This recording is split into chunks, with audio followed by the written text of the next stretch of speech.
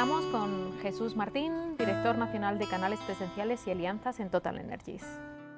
UCI y Total Energies tenemos mucho en común, tenemos a los hogares en el centro de nuestra actividad.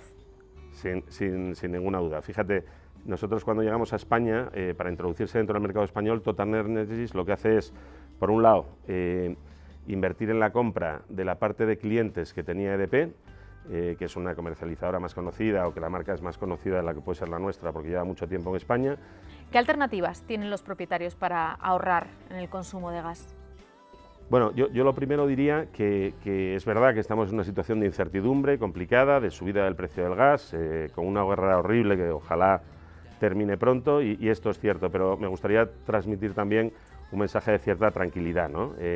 Lo primero es que en España no va a haber un problema de suministro de gas. Quizás en otros países de Europa que tienen más dependencia del gas y de los gasoductos, hemos oído hablar del Nord Stream 1, del Nord Stream 2, cosas que hasta hace muy poco no conocía nadie. En España no va a haber un problema de suministro porque tenemos una capacidad de regasificación muy importante, ¿no? Entonces no tendremos un problema de suministro. Es verdad que va a haber tensiones con los precios y que hay incertidumbre. La buena noticia es que desde el punto de vista del consumidor de un hogar se pueden hacer cosas. Voy a ir rápido, cosas muy sencillas que todos vosotros podéis hacer, ¿no? La primera es tener una temperatura razonable en los hogares. Yo diría que en el entorno de 21 grados es más que suficiente y como referencia os diré que cada grado supone un 7% más de coste energético. Es decir, si alguien tiene su casa a 24 grados y la baja a 21, que la diferencia no es que sea enorme, en términos de factura es un 20% menos, ¿no? Esto es una primera cosa que se podría hacer.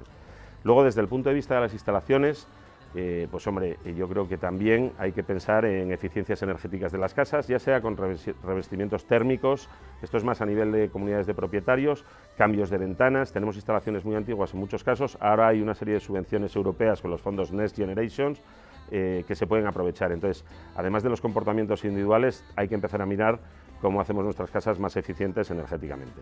Está claro que en nuestro país no todas las viviendas tienen el mismo tipo de calefacción. ¿Cuáles son los tipos más comunes de calefacción en España? Bueno, yo aquí creo que hay que dividir, hay dos grandes Españas, ¿no?, respecto a la calefacción, ¿no? Digamos que hay una España fría y una España cálida.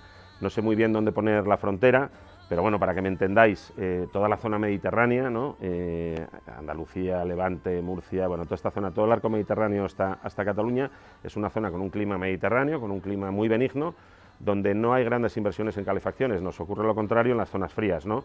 De Madrid hacia arriba, Madrid, las dos Castillas, la cornisa cantábrica, son zonas donde la calefacción sí realmente representa un bien muy importante y que además, por lo tanto, en cada una de estas zonas los tipos de calefacción suelen ser distintos, ¿no? Entonces, en la zona fría, lo habitual es tener las casas a través de gas, puede ser gas canalizado o puede ser de otro tipo, pero normalmente a través de gas.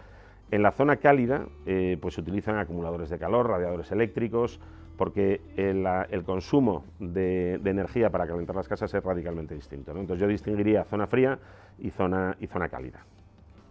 ¿Cómo podemos ahorrar en las zonas cálidas? Los comportamientos deberían ser los mismos, ¿no? O sea, más allá de irte al mercado a buscar una buena opción en los distintos precios que ofrecen las comercializadoras, mirar un poco cómo es el mercado. La verdad es que tampoco hay unas diferencias abismales, estamos todos en contenciones de precios porque ha subido mucho el coste de la energía para todas las comercializadoras y los comportamientos deberían ser parecidos en un sitio o en otro, ¿no? Yo insisto en que creo que es muy importante hacer un uso muy racional de la energía cada vez más y otra vez vuelvo a insistir en lo mismo, me parece que todo lo que tenga que ver con que tu casa esté bien aislada nos va a ayudar. Yo creo que la gente no es consciente de la cantidad de dinero que se va por la ventana o la cantidad de dinero que se va porque las casas no están bien revestidas térmicamente porque son muy antiguas y ahí habría que buscar una solución tanto en zona fría como en zona cálida. Ahora, lo que es una realidad es que donde más impacto tienes en zona fría porque los consumos son mucho más altos que en zona cálida. ¿Cuánto dinero se puede estar derrochando por no tener un buen aislamiento térmico en casa? Esta no es fácil porque depende mucho de la situación de partida.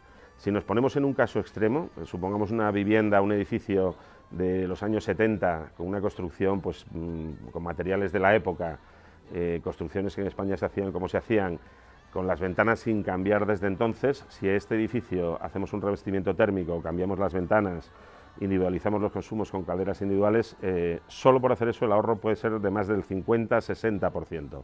De ahí en función de cómo va mejorando la calidad del aislamiento térmico de las viviendas, pues el ahorro es menor, pero en cualquier caso tenemos que asegurar que nuestras viviendas están bien equipadas. Es una inversión que merece la pena y que, insisto, hay muchas subvenciones para ella. ¿Es un buen momento para apostar por la rehabilitación de las viviendas?